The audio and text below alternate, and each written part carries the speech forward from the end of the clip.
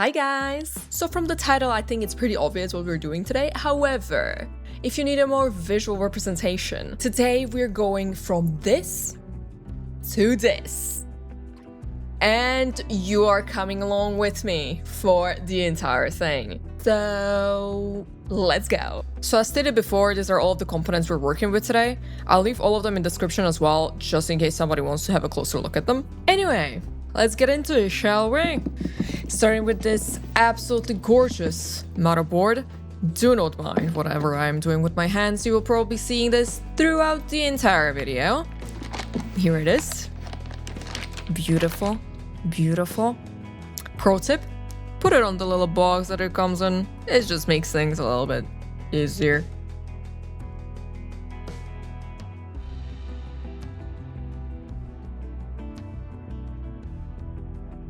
And now it's time to get into the scariest thing, the CPU. I am absolutely terrified of this thing. But wait, look at this. Look at this little plate that I got. I got this plate in Japan and I absolutely love it. If you guys know me, you know that I love sunfish. Anyway, the CPU. Let's get back to business. Right. Alright, so you need to get this off and I'm terrified. Alright. So we push it down and away and it releases. We open it up and we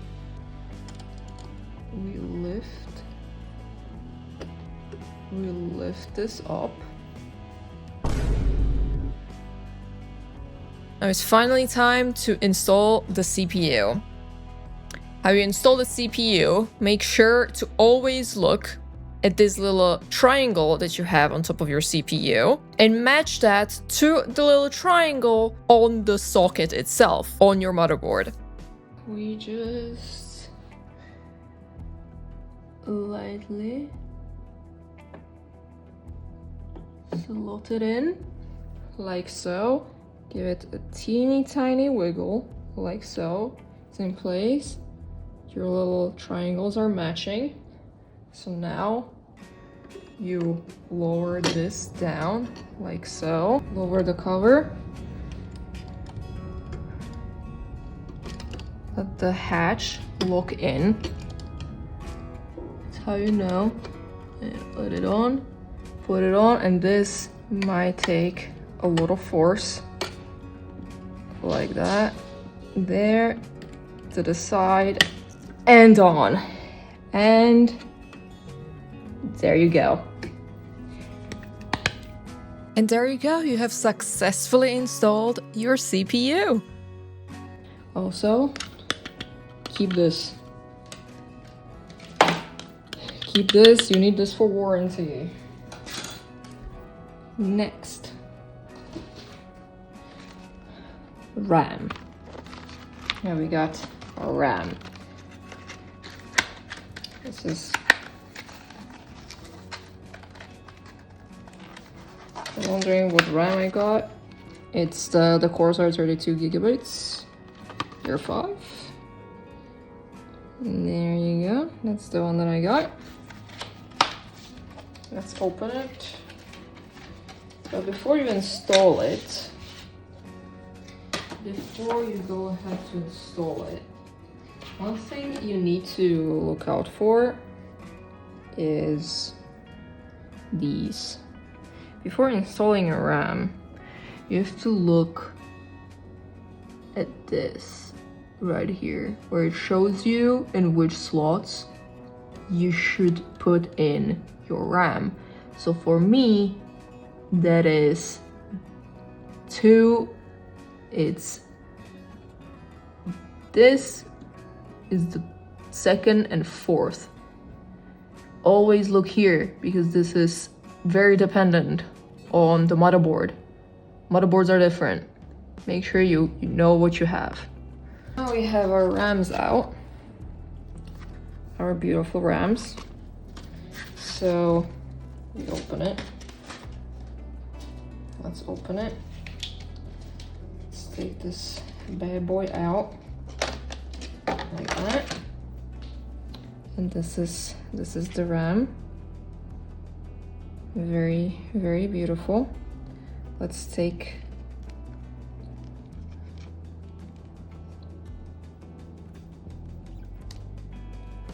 all right, now undo the pins. Some pins only have them on one side, some have them on both. Mine only does on one. Now you have to match this little slit to that. All right, so you have to match it. That's matched. And now both hands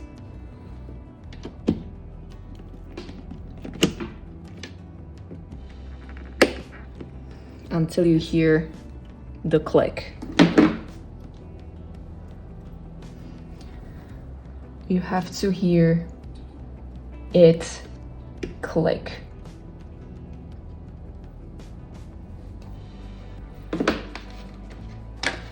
So we're taking our second one.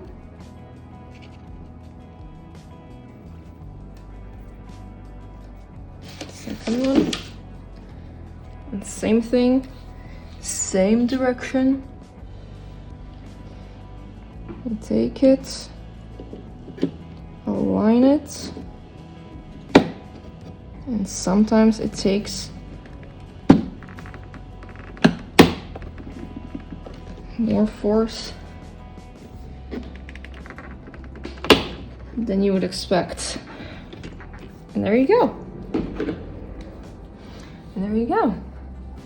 There is your RAM. And that is done. So far, so good. So next up, we install one of the SSDs. The SSD that I have is 1 terabyte Samsung SSD. This is going in here. In here. This motherboard is good because it has a latch instead. It has a little latch instead of a screw. So gently put this, release it. See this take off in a bit. Take your thing, align the pins with the pins here.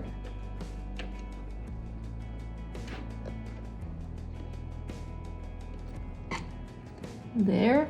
Now gently put it in. And it's slotted. Now peel off this. This can go away. And put it back. This is a heat shield. My other two M2 slots don't have a heat shield. So this is where I should have installed my other two M2 SSDs that I have. However, I thought I could just easily install them later on, not realizing how thick my graphics card actually is and that it would completely cover both of those spare SSD slots, which bit me in the ass later on when I had to completely take out the GPU again. So don't be like me, check it beforehand, save yourself the trouble. So, cooler. So before we can install the CPU cooler onto the CPU, we have to look into our manual and see which brackets we have to use. We have to change these white default brackets for the brackets that come with our cooler.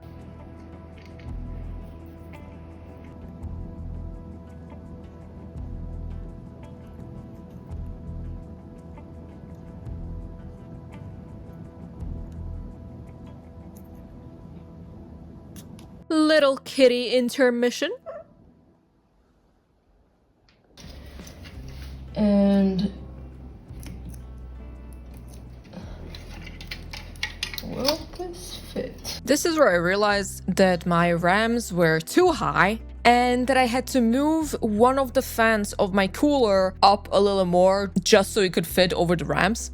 And once again, slot it on. And now, how the fuck? After a lot of screwing, we finally managed to get the CPU cooler on and get the fans back. So just like that, our CPU cooler is done. Or you would think so. Because here comes me trying to figure out how to wire the RGBs of the fans. I inevitably gave up and did it off screen.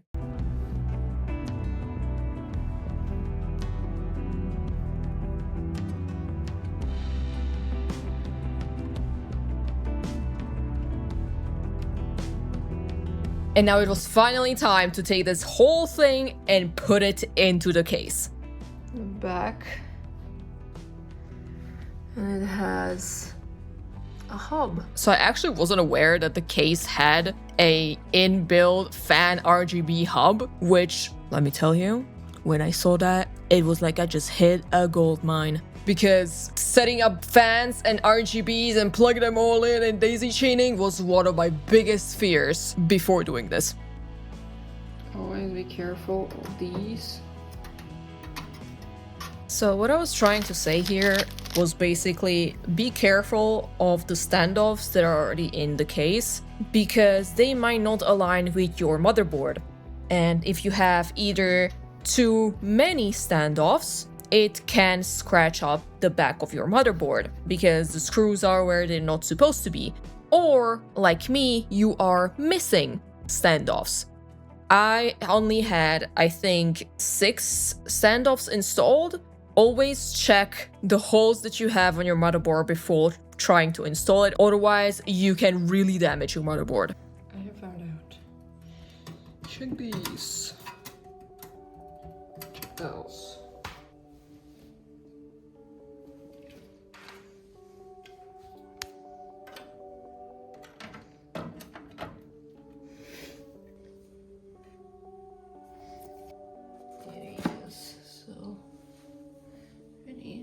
These kind of screws, this kind of screw, and we just go down.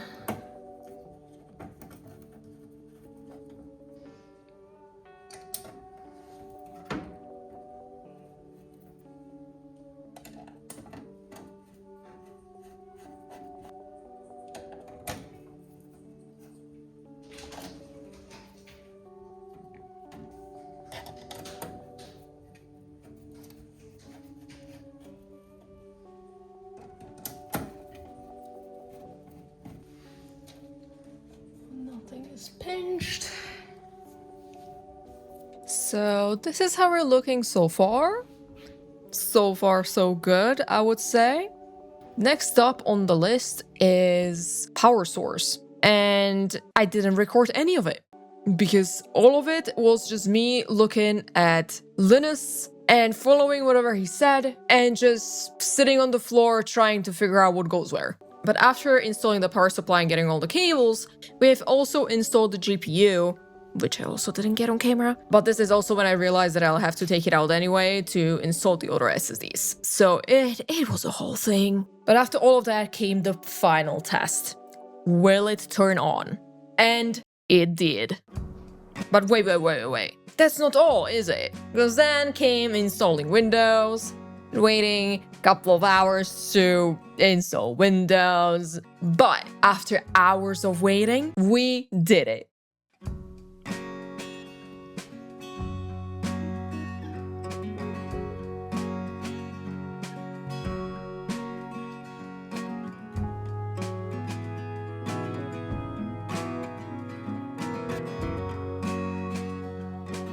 And just like that, we have come to an end. I actually cannot believe that we've done it and that it's working as well as it is.